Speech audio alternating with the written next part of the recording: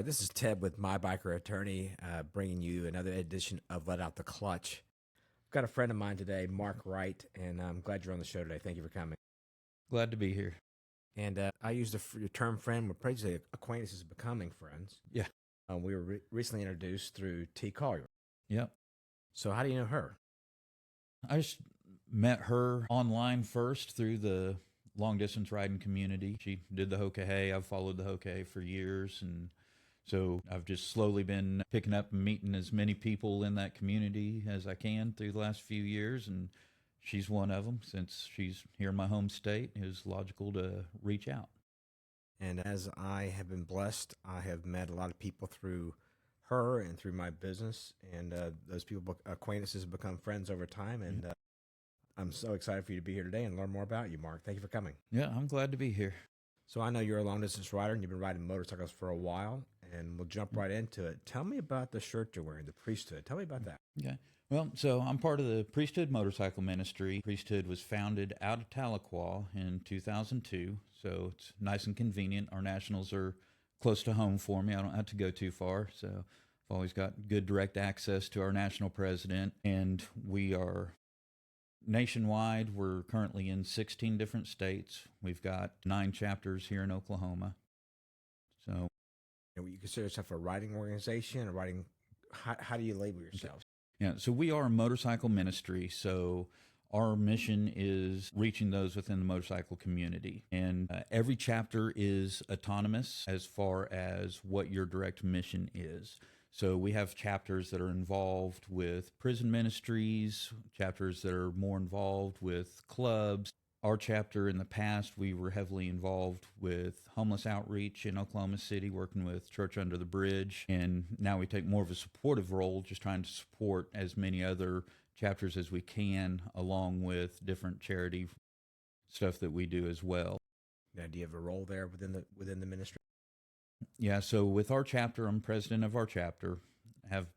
We've had our chapter loosely based out of Oklahoma City. I say that because I'm in Guthrie, and my vice president's all the way out at Bridge Creek. So we've got a pretty decent spread with the chapter. So we're loosely based out of Oklahoma City, and we've had our chapter here for going on 12 years now. Remind me, where did you say it started in Tahlequah? But what year was that? Yeah. Okay, so 24 years ago this came about, and is still based out of Tahlequah.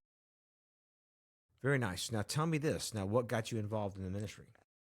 So getting involved with the ministry was about the time I came to know Christ. Spent a lot of time living real stupid, through young adulthood, just not living right at all. And got up here, started serving, was locked down in a church, doing good, and had a strong background within motorcycles.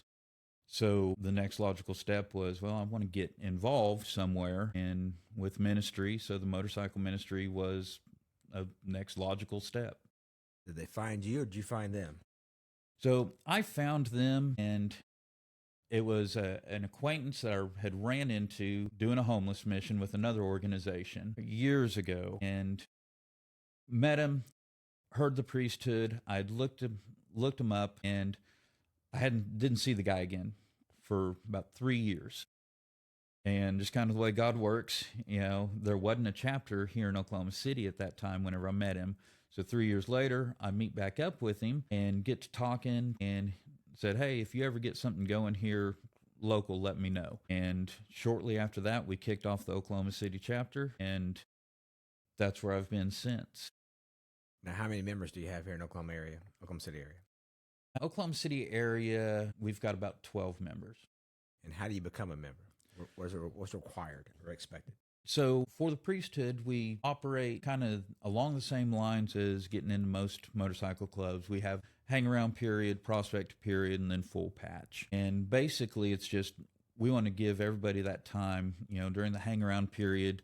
That's time for you to get to know us, see if this is something that you really want to be involved in and everything, and take that next step into prospecting. And then during prospecting, then we're really going to evaluate you, see how you handle yourself, see if you're going to be a good fit for the chapter. And just because somebody's not necessarily a good fit for the priesthood doesn't mean that they're not a good fit within any motorcycle ministries, because there are a bunch to choose from. And I'll tell you, the primary reason why I landed with priesthood is within our bylaws. And unfortunately, this is a kicker for a lot of people that kind of turns them from priesthood. But two things in our bylaws is no alcohol or tobacco use. Is that in your life or just within the? Within your life, whether you're out doing ministry or not. And I'm a recovering alcoholic, and so that was a big deal for me, because that told me that whenever I'm out with my brothers, anywhere I go, if I end up crashing at somebody's house or whatever, I don't have to worry about that being a temptation, because that's something that we are all living by. Now, is there a time frame for the hang around and the prospecting? There is a minimum, but it's president's discretion on how long that lasts. So it really just kind of depends on where you're at in your walk, your life, how things are progressing, and, how quick you're picking things up, how quick you're meshing, and all that. Do you have a regular place to meet and a regular schedule, or how does that work? So personally, I hate meetings. Not a fan. I'm like, hey, we have the technology. We can do most everything that'll be handled in a meeting, we can handle in a group chat. So take care of most meeting type stuff like that, but I love getting together and seeing my people. So as much as possible, and a lot of that has to do with the fact that our chapter is really spread out. So it is kind of hard for us a whole lot to, I'm envious some of our chapters up in Tulsa, they can get together weekly, and that would be great. But yeah, there's just, with everybody's schedule, that's near impossible. So we do get together as much as possible physically, and typically that's whenever we're going out for a ride, going to go to dinner, go out and support club events and things of that nature. If someone's interested, how do they find you or find your group? So if you look up Priesthood Motorcycle Ministry online, that'll get you to the main page. And from there, you can pick whatever state you're in. And then once you click on the state, you'll get a list of all the chapters in that state, and just find the area you're closest to. And there'll be contact information that you can get a hold of. Is there a website? Yeah, it's priesthoodmotorcycleministry.com. What about a social media presence? Yeah, we've got social media as well. If you just look up Priesthood Motorcycle Ministry on Facebook, you'll get there. Now, you mentioned in the beginning some of the things they did, but what kind of stuff do? You support the MCs, you support the homeless, what else do you do? And how do you do it? Yeah. So I'm a very relational person, and so that's how I operate within the chapter, and how we like to do things is really just being present and building those relationships. I think a lot of us have learned through the years that just standing on the corner telling somebody that they're doing something wrong is just not going to work out real well. So we try to stay away from that. But I just try to build relationships as much as possible and just be there for people. Being present is one of the most important things that you can do. Now, as far as raising money, do you have fundraisers and stuff like that as well, or how do you do that? So we don't do a lot of fundraisers within our chapter. Some chapters do, and some of that has to do with, since we don't sponsor a whole lot of events directly out of our chapter, we try to support others. Whenever we do something, we typically just take up collection from within, and to be able to support other things that we do. Just because, one, fundraisers aren't a whole lot of fun. And if you're going to do a fundraiser, it takes a lot of resources, and you're going to land on a weekend where somebody else is already doing something. So what about rides? You guys do a lot of rides together? Yeah, we do as many rides together as we can. Like I say, a lot of times it's en route to go support somebody else. We've got some chapters up in Tulsa that do quite a bit, so we love to run up there and support those guys as much as we can. And then we've got good relations with several clubs in the metro area, and we try to get out and support their stuff as much as we can as well. And then just, like I say, I hate meetings, but, I love to eat. It's biblical. Jesus ate with them all the time. So whenever we can, we love to get together, and just as a chapter, we'll just go out, go for a little dinner ride and get something to eat. What are the expectations of a member? So we understand that, everybody you've got jobs, you've got family, you've got life, and your number one ministry has always got to be your home, so not going to beat you up on, hey man, I ain't seen my kids in 3 weeks, be like, no, you have to come to this, so we're not like that, very understanding. There's very few things that we lay down as being like, no, this is a mandatory deal. You've got to come out here to this. We are volunteers, so we try to. Is it American V-twin only, or is it any makes and models? So you can bring your import, your crotch rocket, whatever you want to ride. Bring it all. Just two wheels, though, right? Or I guess trikes too. Yeah, we've got some trikes as well. Of course, with riding, trikes got to slip on to the back there. Don't be taking up too much of our space. All right. So what got you into riding? So my riding for me started while I was in the Army. I was in Bosnia in '99, up in the turret of Humvee, sitting there thinking to myself, man, I'm making a little extra money right now. What am I going to do with it whenever I get back home? So turned out I bought a motorcycle whenever I got back. And it wasn't anything spectacular. One of the other guys in the barracks had a motorcycle. He got back, bought him a new Sportster. So he had an 81 Yamaha SR 250. I said, how much you want for it? He said, $250. I said, I'm your man. So that's where it started. That's where it started, a 250 Yamaha. Yeah. Now, how long were you in the Army? 5 years. Okay. Well, thank you for your service. Yeah, thank you. I think the military does a lot for a young man or a woman. Absolutely. But it teaches a lot of responsibility, and I think more people need to be involved with our government in that way and helping out. So thank you for your time. Yeah, absolutely. I'm a firm believer. It's a big help. Gets people out of their house, out from their comfort zone, and teach them how to live. It opened me up to a whole new world of people, and from demographics to races to ethnicities to just, it taught me so much, and I really enjoyed my time. Yeah, absolutely. Prior to joining, I hadn't been to a state that didn't touch Oklahoma. So I joined, and in my 5 years was Panama, Honduras, El Salvador, Bosnia, Croatia, Germany. So I got to cruise around a bit. That's funny. I tell the same story. I'm from South Carolina, and I knew North Carolina, Georgia, Florida, and that's about it. My geography was very limited, you know, because that's where you went.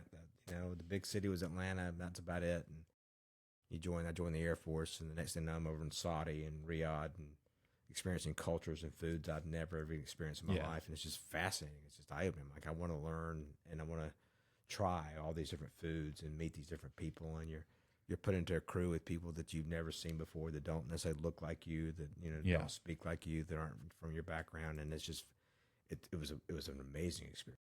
Yeah, awesome. Yeah, I wouldn't trade it for the world. And I'd love to go back to Panama at some time. It's my climate, about 80 degrees day and night all year. Like, I can do that.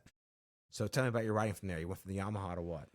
So from there, I wasn't on the Yamaha for very long. I got a 99 Suzuki Savage, which is a 651 lunger. Okay.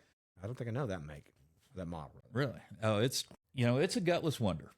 Now, being single cylinder, it had torque, so you could wheelie it, just not for very long. It topped out about 70 mile an hour. So you get on the highway, you just hold it wide open.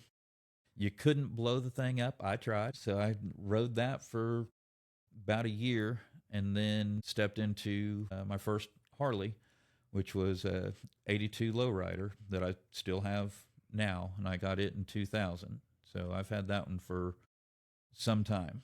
Very nice. Now, what's your daily rider now? Daily rider now, I've got a 2023 Road Glide. Now, you just got that not long ago. Got that in February. And you brought that the last time I saw you here in the office. Yes, sir.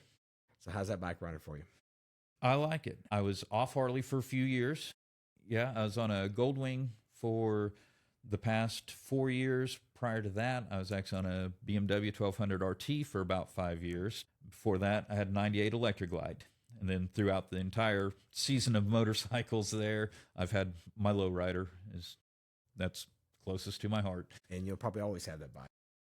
Until one of my boys is old enough and responsible enough to take it.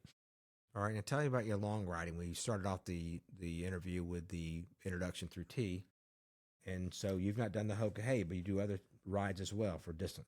Yeah, so I've done several iron butts. Okay. I'm aspiring to do the Hoka Hey in 28. That's kind of a goal that I've got 2 years. set. Yeah, because they just do it every other year, and so they're getting ready to start one this August. Yep. So Several friends are doing that coming up.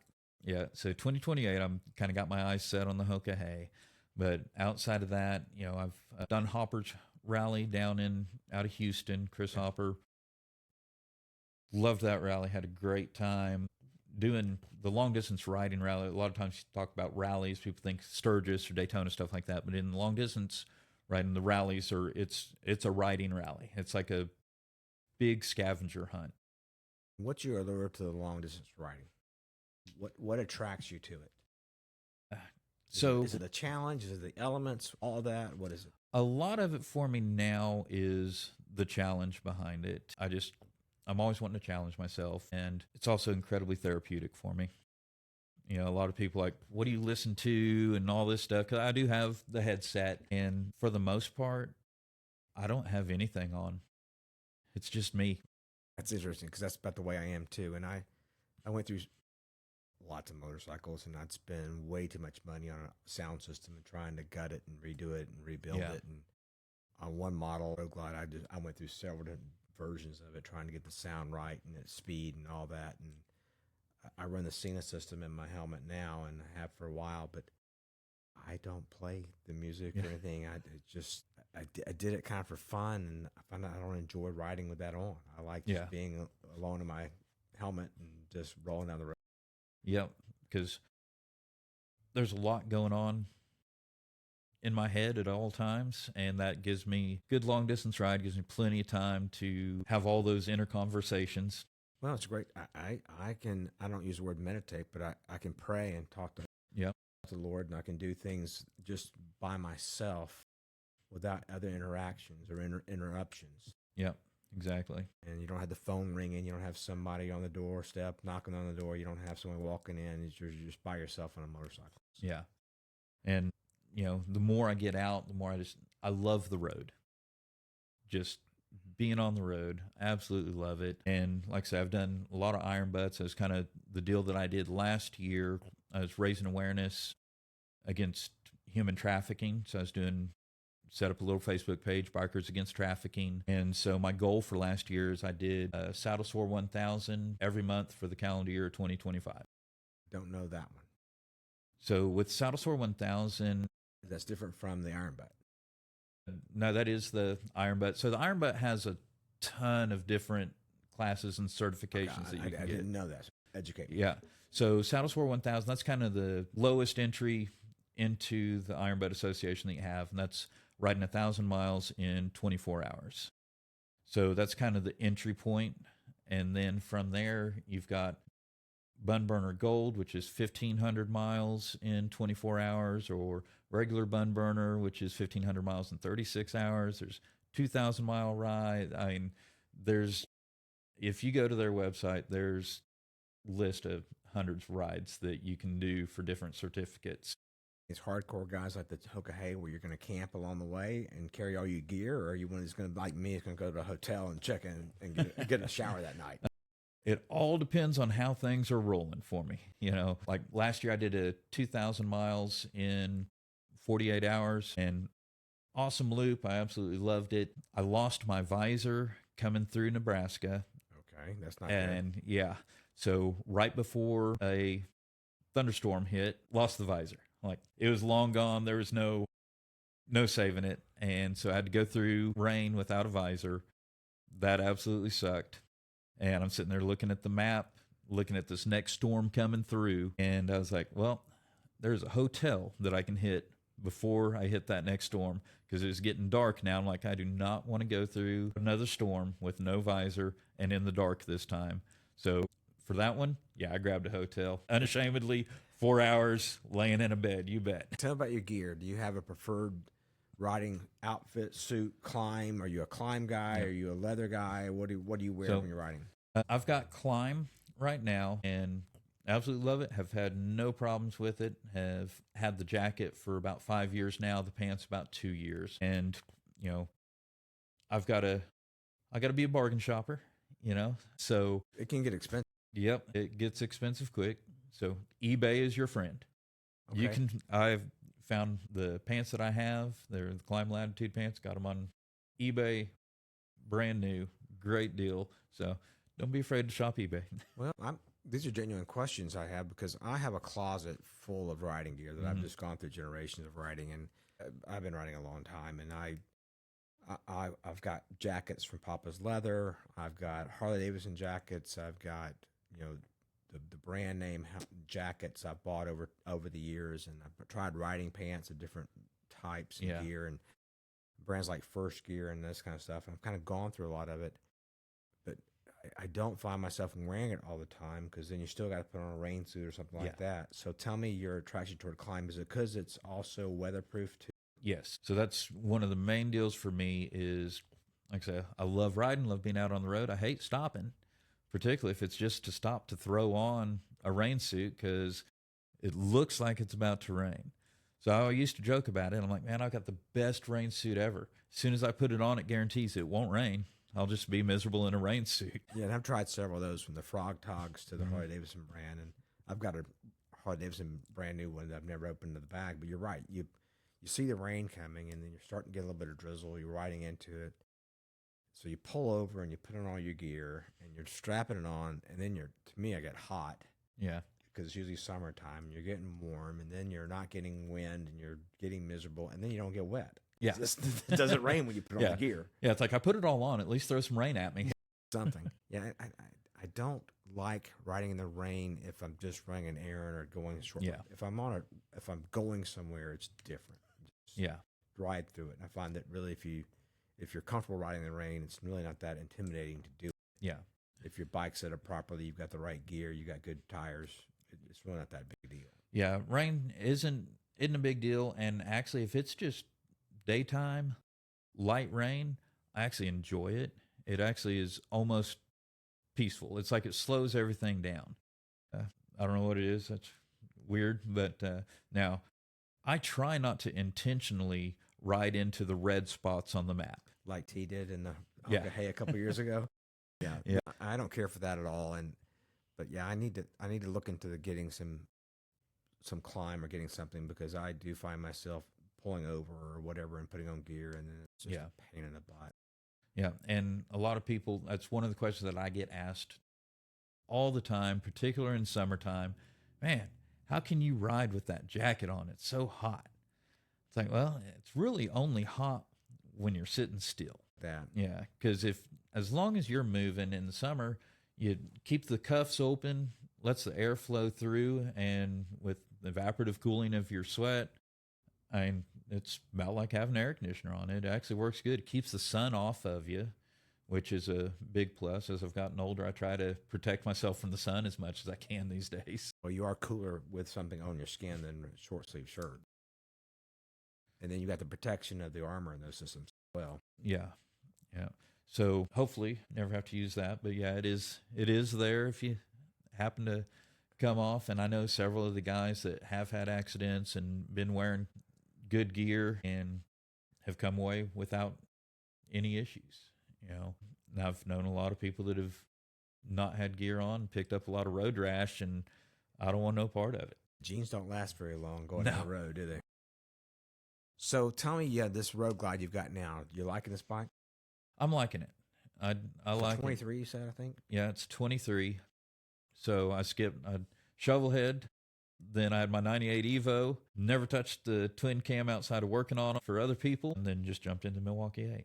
So I skipped a whole generation's worth of Harley engines. Very nice.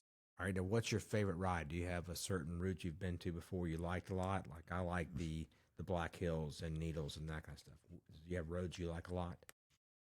Not really. There's none that I just like, this is my road. Like the Tail of the Dragon or something like that? Or? Yeah. Well, so I haven't ventured off to make it to Tail of the Dragon yet, so I don't have that one. I love Arkansas. I've not been. Oh, that's good. Yeah. Do you like the Pig Trail? Yeah. I've ridden most of Pig Trail. It's really hard to tell what is and isn't the Pig Trail. Arkansas. First time I went to Arkansas was with my wife on an anniversary trip, and went to Hot Springs. Okay. And from Hot Springs, we were going up to Eureka. And So I had my Garmin set to go to Eureka, and being in the middle of Oklahoma, I always just left my Garmin set on curvy roads so that it would try to find the curvy roads because we don't have them here. Right. So if you're in Arkansas and have your Garmin set on curvy roads to go somewhere, every trip is a day trip. It will take you down some very, very interesting roads to get anywhere you're looking to go to.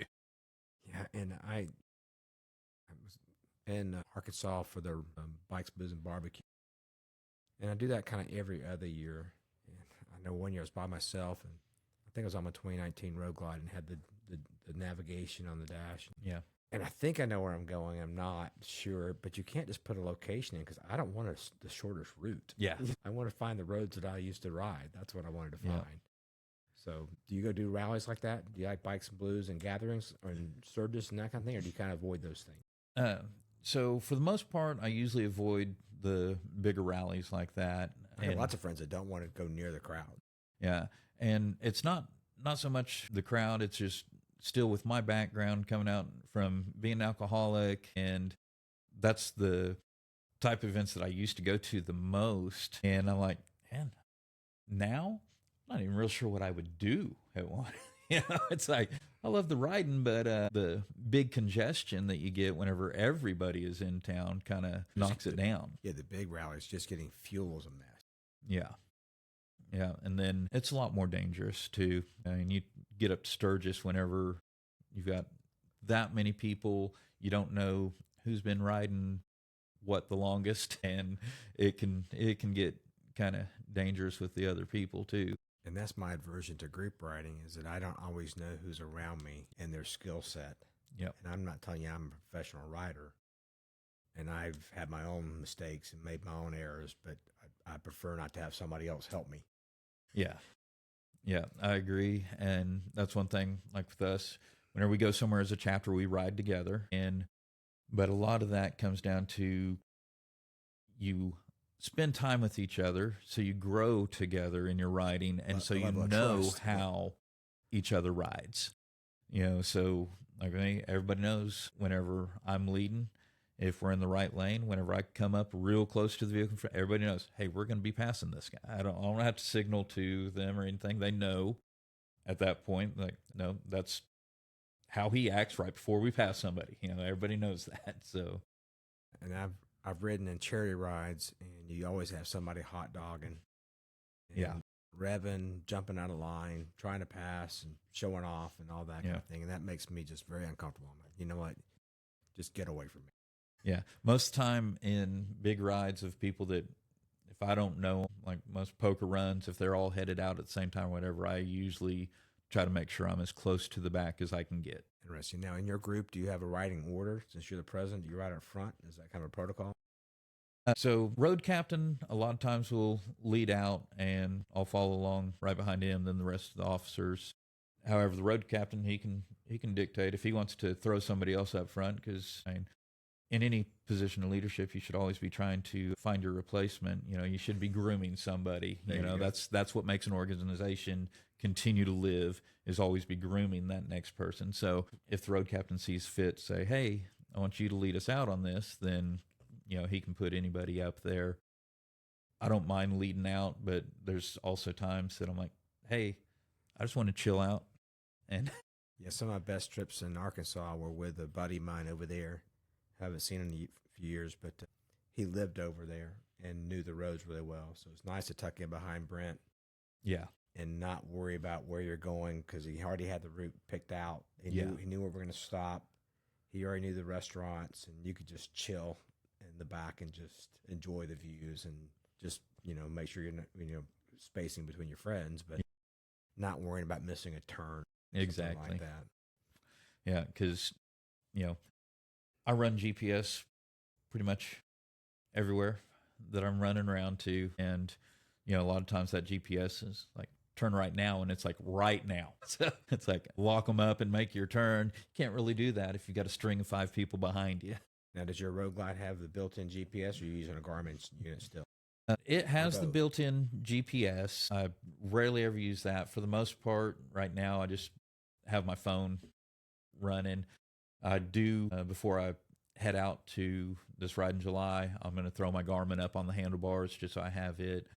The Garmin's just a lot more intuitive to me than what Harley's native GPS is. And main reason why I want to do it for this trip is I know I'll be getting out some places where I don't have cell phone coverage, and I just want to make sure, since I am on a little bit of time crunch, and want to make sure that I'm not in Canada before I know it. And I'm just curious, and I told you I didn't want to ask these questions ahead of time because I want to find out, do you diary your trips? Do you vlog, whatever the term is? Yeah. So how do you have any way you record the events of your travels?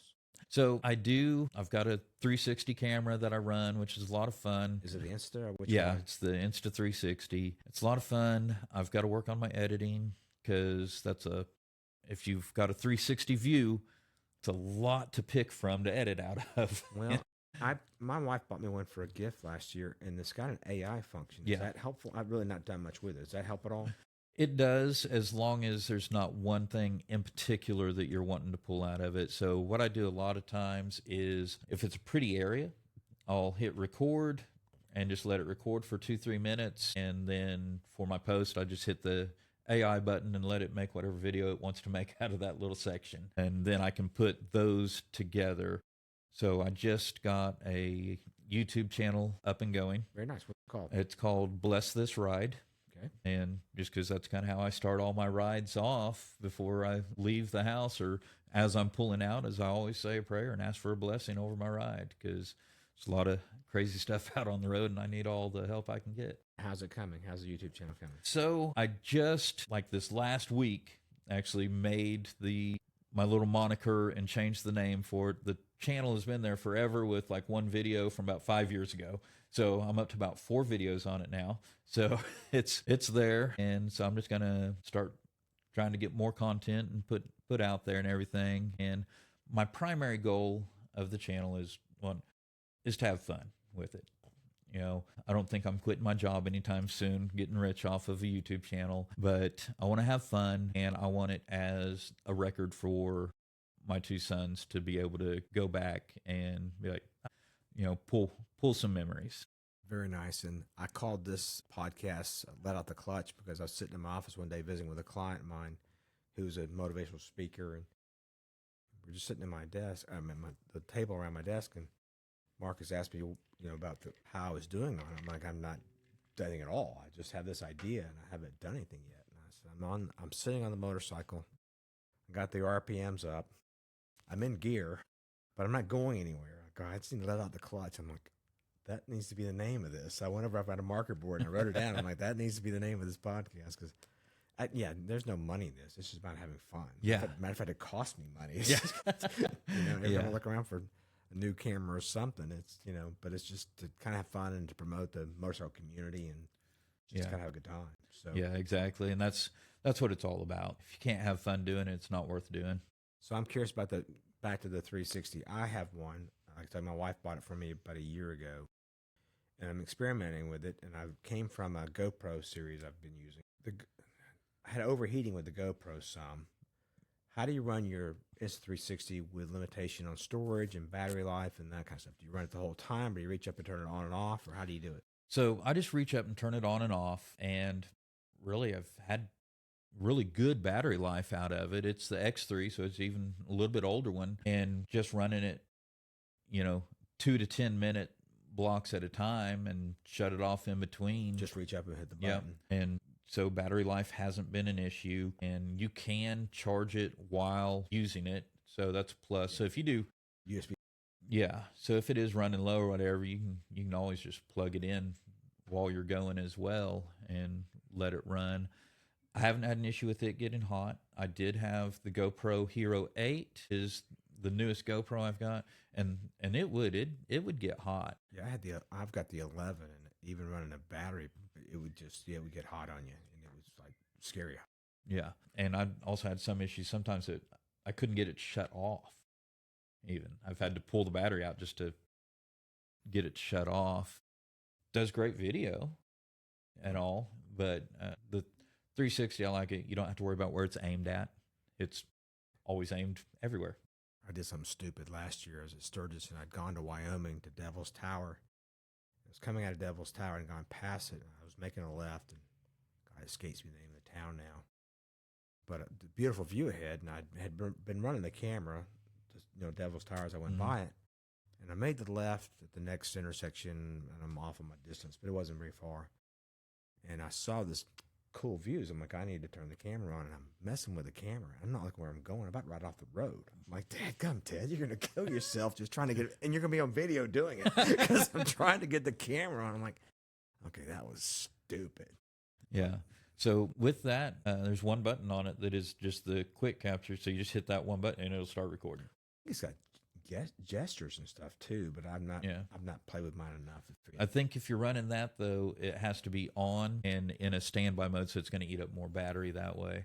Yeah, I was just jacking around, and I think I had it on my left bar, and I'm just lost my mind. I'm just watching the camera. Yeah. Is that on or not? Is that on or not? And then I'm like, oh, frickin', I better run off the daggum road like an idiot. Yeah. I try to just keep it as just one button click, record. Whenever I think I'm done recording, reach up and hit it again. I've learned with a lot of stuff on the bike, just be patient. A lot of people try to run. It's like, hit the button. If it started, it started. If it didn't, then hit it again. It's not the end of the world if you didn't happen to catch that bird flying across the road. Now, are you a writer? Are you anything else? Any kind of hobbies? Not really. It's all motorcycle, pretty much. I do work on motorcycles on the side out of the house. For other people, too? Yeah. And so whenever I got out of the Army, got out at Fort Hood, Texas, which is down in Killeen, and I worked at an aftermarket Harley shop for 5 years down there before moving back up here. And so I've always just kind of carried that on as just a side deal out of the house, to help people out. So what do you like to do? Just basic maintenance, or anything? What do you work on? So as far as Harleys go, do pretty much anything there. Whatever you run into, I stay booked up pretty solid. So I always have to, if it's a bigger job, I usually try to just push that off till winter. Big jobs usually have a pretty good wait list for me because, it is what I do on the side. So I'm not going to end having fun myself for everybody else. Sorry. So, but yeah, tires and services, that's gravy. That's quick in and out stuff. So that I can take in pretty much any time. But your bigger engine jobs and stuff like that, I push those off till wintertime whenever I know I'm going to have some downtime. You mentioned Harleys. Do you work on any of the V-twins? Indian or anything else? So I haven't had a chance to mess with Indians much, but as far as anything outside of Harley, Jap bikes, that kind of thing, with all the metric bikes and that, tires, they're all round. So I'll do a tire.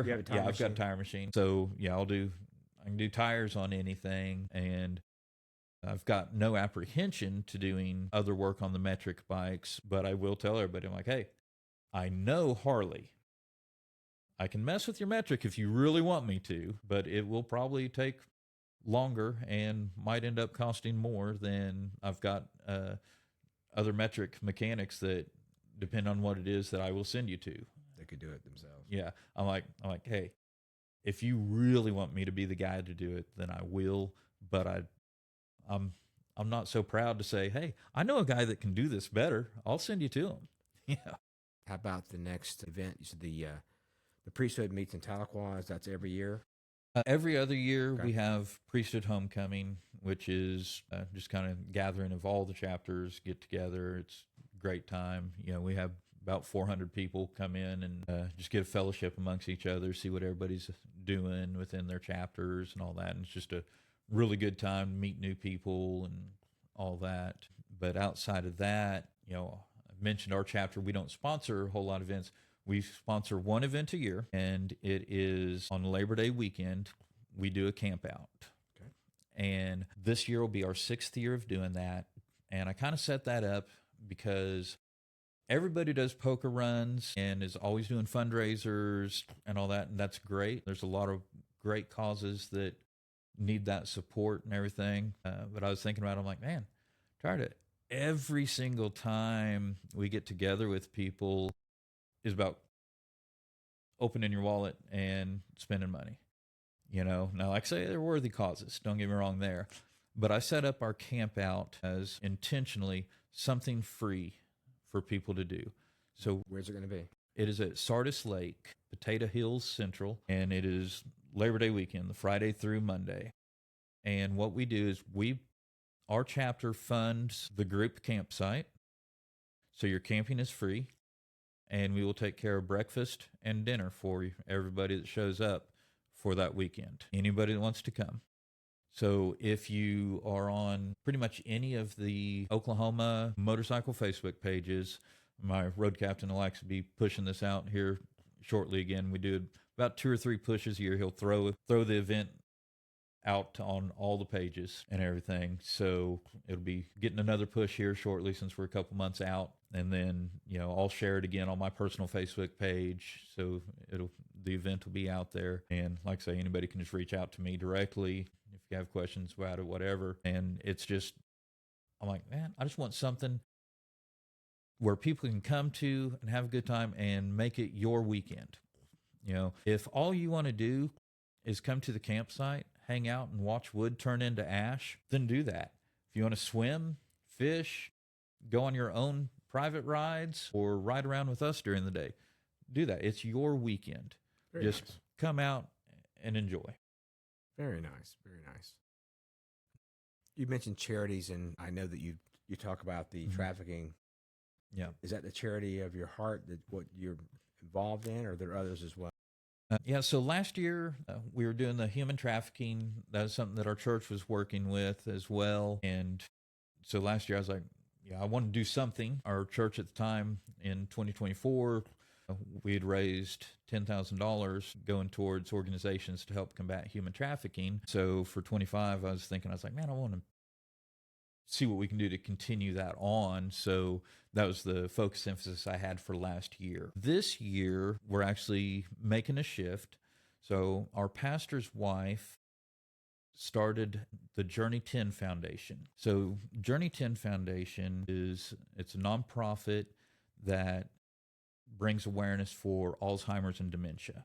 Human trafficking, definitely a worthy cause, without a doubt. That's a horrible deal that people need to know about.